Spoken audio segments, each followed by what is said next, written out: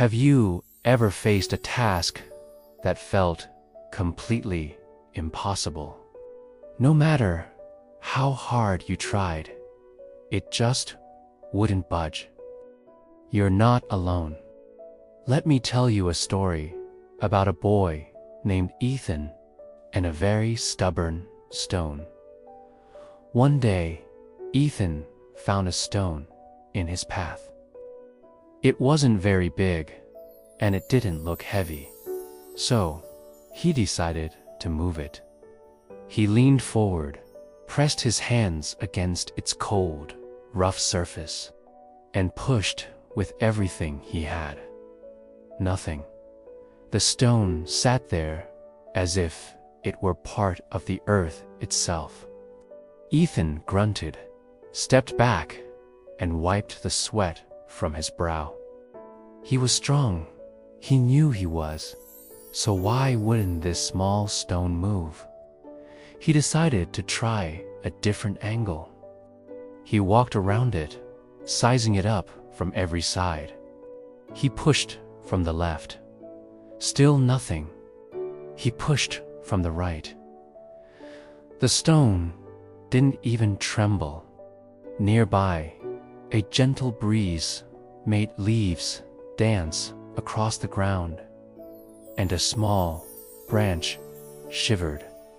But the stone remained completely, stubbornly still. Frustrated and out of breath, Ethan slumped down beside it. He watched the clouds drift by, feeling a sense of defeat. How could something so small be so immovably heavy?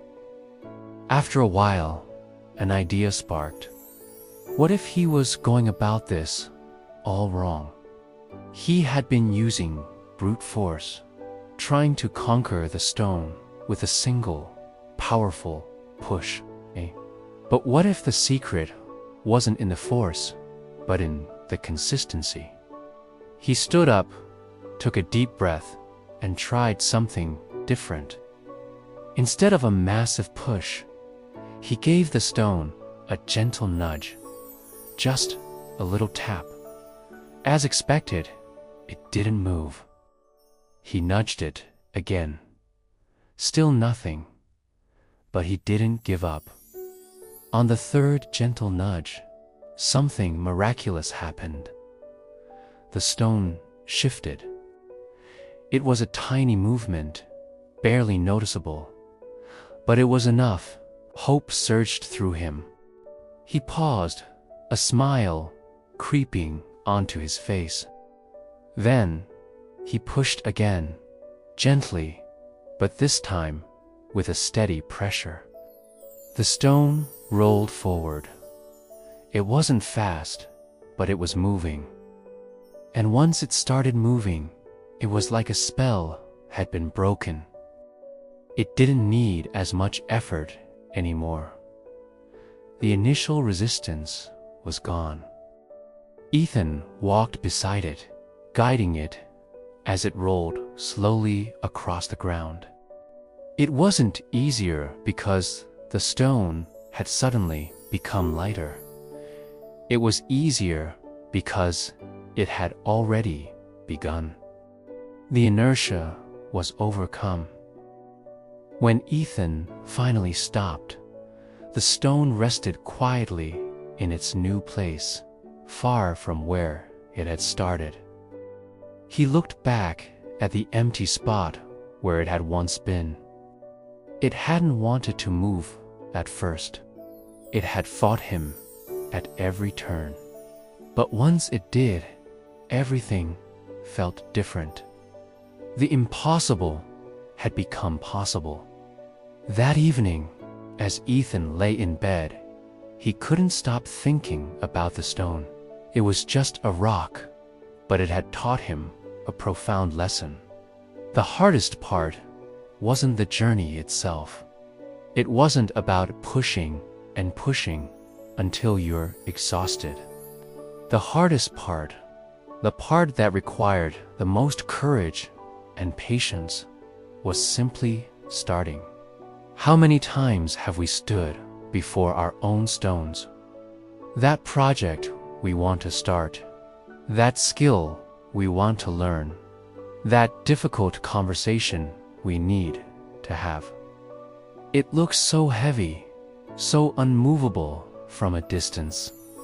We push with all our might, get discouraged when it doesn't budge, and then we give up, thinking it's impossible.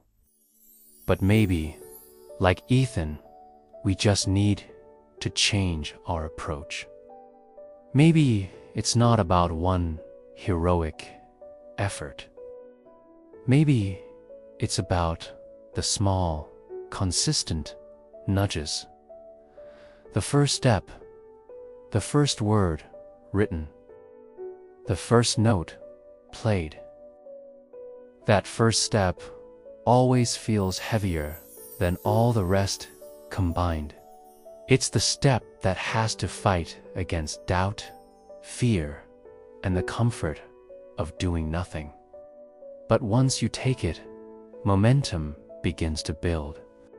The second step is lighter, and the third is lighter still. The world has a quiet way of showing us this truth. The real challenge isn't moving forward. It's simply beginning. Maybe all it needs is a gentle nudge to get it rolling. Thanks for watching. If this story resonated with you, let me know in the comments, and don't forget to subscribe for more videos to inspire your journey. See you next time.